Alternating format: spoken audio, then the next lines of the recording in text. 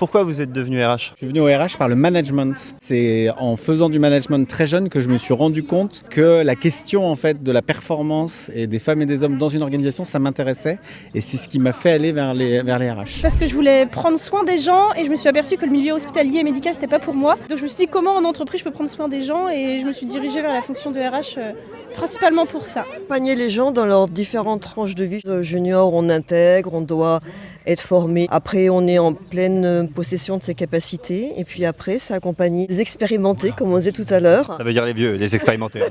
Moi, je suis venu à la fonction RH par le côté juridique et ce qui m'intéressait, c'est que c'était vivant, que ça se renouvelait. Pourquoi vous êtes devenu RH? On est encore en formation. C'est encore mieux, c'est encore mieux. Pourquoi vous voulez devenir RH alors? Il y a plein de raisons. Un métier super vaste, donc il y a plein de métiers différents et on n'est pas obligé de se positionner tout de suite. Ouais, c'est plus parce que j'avais envie d'être plutôt dans la formation, l'accompagnement des personnes.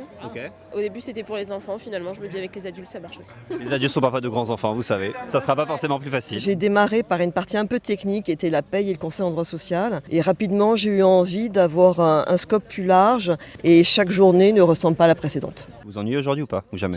Jamais. Ah non, on peut pas. On peut pas ou on veut pas? Non, on peut pas s'ennuyer aujourd'hui.